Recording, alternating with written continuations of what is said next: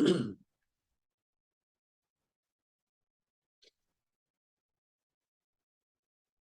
right. Hello, everyone, and welcome to our session entitled Bridging Recruiting and Retention, How Onboarding Teams Bring a Sense of Belonging to New Hires. The objectives for today's session, participants that are viewing this session or in full participation, we're going to really learn about what research says about belonging and connection, why belonging and connection is essential for retention and recruiting, and the what, the why, and the how of onboarding teams. As we get started, there's a QR code here that you are able to scan, which will take you to an information sheet that will provide a one-pager and some resources that you can utilize when implementing onboarding teams in your specific school and/or district. Want to introduce those that will be participating today. My name is Chris Geralds, and I am the E3 Plus / Leaders Connect Project Director. I have the opportunity to work with 8 school districts across 7 states here in the U.S. Those districts include MSD of Decatur Township, Colonial School District in Delaware, Roanoke City Public Schools in Virginia, the School District of the City of York in Pennsylvania, Marion County School District in South Carolina, Pike County in Georgia, Gainesville Independent School District in North Texas, and Rio Grande City Gruya in Southwest Texas. I'm honored to introduce those that will be participating here today. I would like to start off with Jana Anderson. Hello, I'm Jana Anderson. I'm a recruitment and retention coach for the E3 Plus grant. I come with 31 years of experience, teacher for 16, instructional coach for 5, and then principal for 10. And I'm excited for this new challenge. Thank you, Jana. My name is Jack Birmingham. I'm also the other recruitment and retention coach for E3 Plus and Leaders Connect. Much like Jana, I have 35 years of experience, been in school administration since 2001, and recently stepped down from the role of assistant superintendent to begin this new chapter, and very excited about being part of this. Jack and Jana, thank you so very much. And a little bit about my professional history, 20 years in education, teacher, principal at the elementary level, intermediate academy level, and most recently, I was the HR director here in MSD of Decatur Township. Leaders Connect and Inside Education. We work with educational leaders to develop the strategy and confidence to lead bold and equitable change and provide embedded supports in schools and districts. There are 4 levers that we really focus in on. We've got district level strategic supports, leadership development through high quality professional development, school improvement, and teacher growth through coaching. Okay, so one of the one of the real aspects as we begin looking into the aspect of really recruitment and retention as building leaders is to understand the correlation and the hand-in-hand efforts of recruitment and retention. The challenge that we face is we tend to focus on recruitment and retention separately, but the fact of the matter is they work hand in hand. And one thing you need to understand is that when you're looking at recruitment, everything a district or school does is either attracting or discouraging prospective teachers. And then conversely, when we look to then retain our staffs, everything a district or school does is either attracting or discouraging current teachers. And one aspect that Jana and I have begun working towards is finding out all the districts that we are affiliated with. Where are they at? How do they self-assess, if you will, their status in this mindset?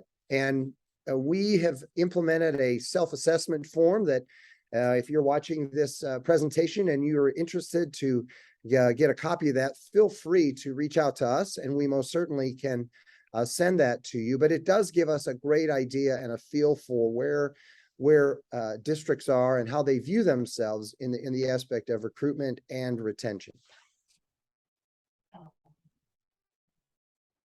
So that being said, retaining teachers we've run across some realities as we look into this. And as we all know, retaining teachers has changed significantly, and it's only going to get more challenging. And while you have many aspects to specifically retain teachers, at the end of the day, climate developing is now as important as it's ever been before. And leaders have to be more diligent in focusing on aspects of retention, because again, when you retain effectively, your recruitment strategies are not as important as they were with a poor retention program. Okay, reality number 2, beginning a new job is one of the most stressful and loneliest times of someone's life. I kind of like to compare this to a new student coming into a brand new school. We wrap our arms around them, we give them support, and that's the same that we need to do with teachers, that continued support. We'll move on to reality number 3. Reality number 3, in addition, teaching by nature is isolating. And if you think about it, teaching for the most part, you're behind closed doors with 25 or 30 scholars looking directly at you. And after your years 1 and 2, teachers feel very little coaching support as they move forward within their professional career. So I would ask you, as you reflect on your first day of employment in your current position, how were you welcomed into the position? Looking forward, if you were to welcome a new employee at your facility or school, what would you do to ensure that they feel a part of the team? 2 very critical questions right there. As you reflect on your first day of employment, how were you welcomed into the position? And looking forward, if you were to welcome a new employee at your facility or school, what would you do to ensure that they feel a part of the team? Our fourth reality is teacher turnover. And if you're a building leader, you understand this is a dilemma that we all face. And some of the issues with it, teacher turnover drains resources, it diminishes quality, and undermines schools' ability to close the achievement gap. And I've oftentimes compared this to athletic teams. If you have a team that constantly changes coaches or constantly changes players year after year, and there's no stability, no foundational stability, the success rate is very, very low. And when you look at that, even in a school district system, when you're a building leader, it's going to take you some time to determine, when you look at your staff, where are they all in the best positions to educate our students? Do they have other strengths that you don't know yet?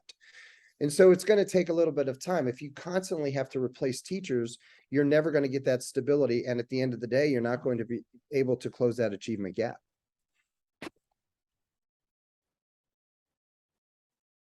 Reality 5. Yep, reality number 5. Social belonging is a fundamental human need hardwired into our DNA. And yet 40% of people say they feel isolated at work.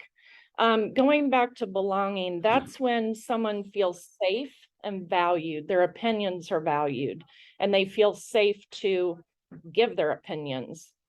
And I found this very interesting. Not belonging or feeling isolated is one of the strongest predictors of turnover. Reality number 6, exclusion is damaging because it actually hurts. The sensation is akin to physical pain. And to feel left out is deeply a human problem, which is why its consequences carry such a heft and why its causes are so hard to root out of even the healthiest workplaces. And then our final reality is high belonging was linked to 56% increase in job performance, 50% drop in turnover risk, and 75% reduction in sick days, which should which should perk up any building leader's ears when you see that final statistic there. And at the end of the day, we've talked about climate and culture and getting your staff members to feel a sense of belonging in your building is paramount in our current state. As we look at the characteristics of an effective recruitment retention system, we can see there are 5 leverage points here. It needs to be year-round, multi-stakeholders, multi-channel, relationship-driven, equity-driven. We're going to really hone in on the relationship piece. And I love saying intentional. To attract and retain great teachers, we must be intentional about building those positive relationships. So as we take a closer look at the relationship-driven portion of the recruitment wheel, we've got the old paradigm and the new paradigm. If you look at the old paradigm, recruitment was very transactional. Retention, once you were hired, we didn't do anything intentional to keep you. And from a social emotional lens and the needs of our teachers, we really were not aware.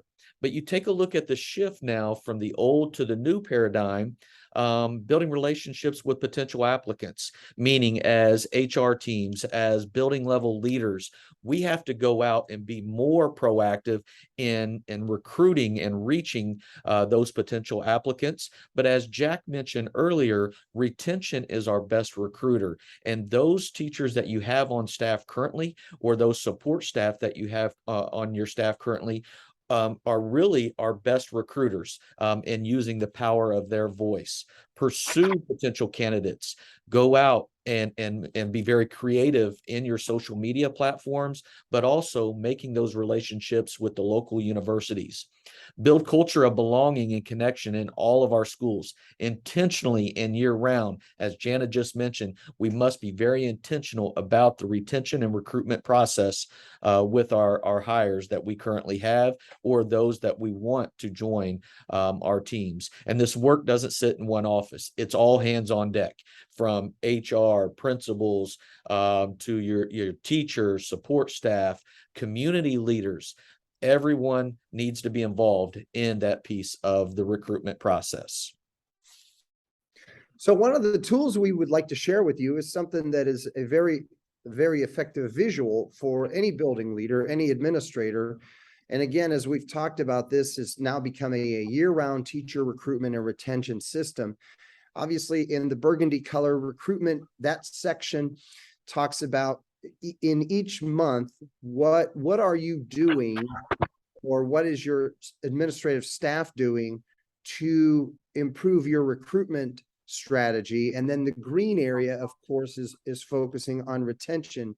And one thing I'd like to point out is, when you start looking at these, this is not the same as it was 20 years ago. If you look under recruitment, interviewing, and hiring, you're starting to do your interviewing, hiring in February. In some cases, you may even be starting to do November and December. So this is again, as we said, a year-round process, and retention is the same way.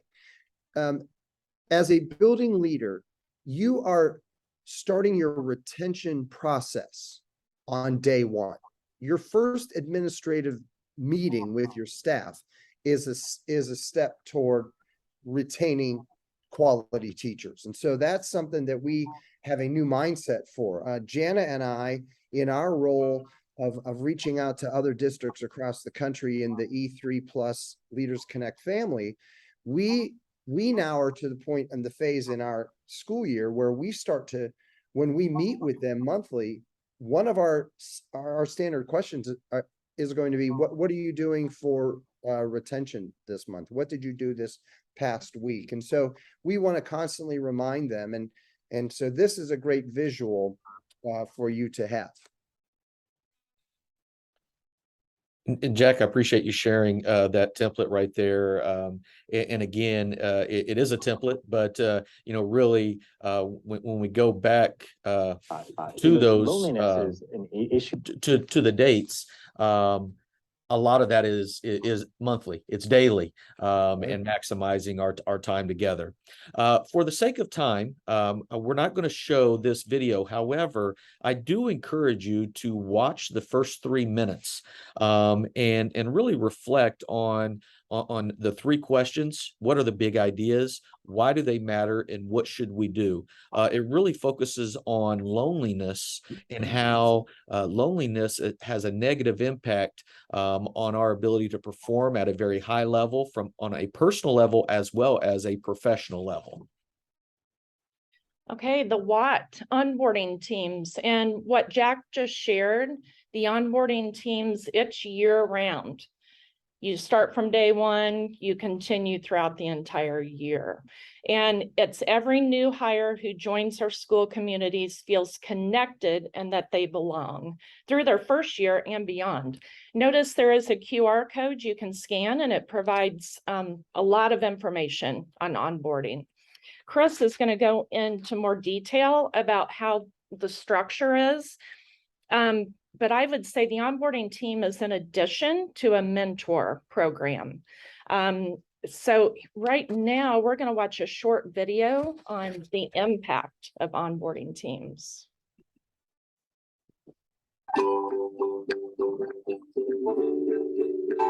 Marion County prioritizes the connection piece of the work environment, because if you don't make those connections, you're not going to enjoy coming to school.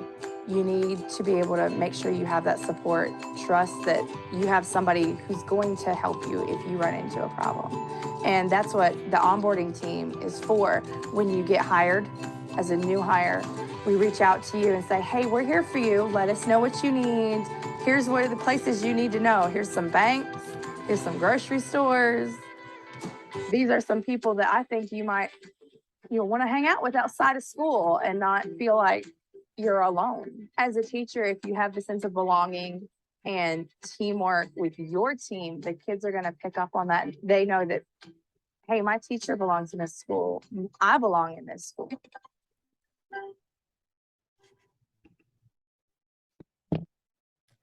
On everybody.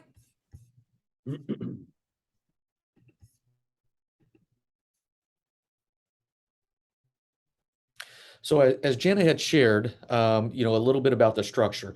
Onboarding teams are in addition to a mentor or a mentoring plan that you may have within your school or district.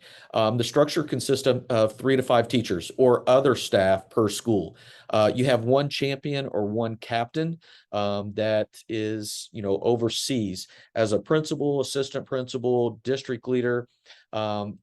You really don't have time to, be the champion of this group. However, you support the onboarding process. In our current network improvement community within E3 Plus and Leaders Connect, the onboarding teams are strictly volunteer. These are folks that, really want to, just help with that culture, that positive culture, make sure that all new staff, when they come into the building or at the time of hire or recommendation, they feel welcomed. As a building leader or district leader, captains really need to meet 3 times per year for new learning and idea sharing. We do, a lot of, teachers, they talk. Well, this school's onboarding team is doing this versus the other school's onboarding team. Again, we're always retaining, we're always recruiting. And so it's very, very important that those onboarding teams discuss the strategies and those positive practices that are working to help with that onboarding process. Be very intentional making those connections with new lines from hire through the first year. And when we say it from hire, as soon as the principal says, I am making a recommendation for this teacher to the board, that is when the onboarding champion reaches out to the onboarding team and says, okay, here's the information for this person. Let's really start sending texts, call to make sure that that person feels very welcome into our school community and family. Some of the responsibilities, again, I've mentioned, welcome new hire as soon as they are hired via text, call, and or email, invite to social events. A lot of times our hires or recommendations hire happen in the spring. So the field days, what I would say, if there's any staff outings, graduation, professional development opportunities, principals, assistant principals, make sure that you invite your new hires to staff meetings, get them used to understanding and being able to realize what is expected out of staff members during those all important meetings, and find moments of belonging throughout the new year, the new hires' first year. Make sure that you have those personal connections, invite them in as new hires for meetings, and really get to know, what's working, what should be changed for next year as you bring in new hires. So, so a visual for your new onboarding teams as they go through this school year is to, focus on some of these belonging moments for the employees. You can just use these 10 little ideas here, and you look at, welcoming them. How is your onboarding team welcoming them into your building? Lunch ideas. Compassion, that's a big thing that I know Jana talked on, that some of the times the onboarding teams are really, really good at understanding the folks they're leading and just encouraging them. Be an active ear, as I say, listen to their concerns and try to help them out in that way. And then in the same breath, include their voices, help them delegate. So there are a lot of ways that an onboarding team, as they start to plan out their year, can look to touch some of these moments. I'm going to turn it back over to Chris. And Chris, would you share about being present at meetings? Absolutely. Just recently, I had the opportunity to visit one of our districts, and as staff members came into their PLCs, their professional learning communities, they actually took their cell phone and put them in a basket. They did not want to have any distractions during that time together, and that was one of the norms that was created by the team themselves and supported by administration. That was not an administrative directive. Again, the teams said that, in order to be active listeners and to really be all in for that moment, they wanted to minimize those distractions. And the best way they could do that was to put their phones in a basket for those that 45 to 60 minutes to make sure that they were present for those minutes. Mm-hmm. Okay, and then this is probably one of my favorite graphs and slides of the presentation.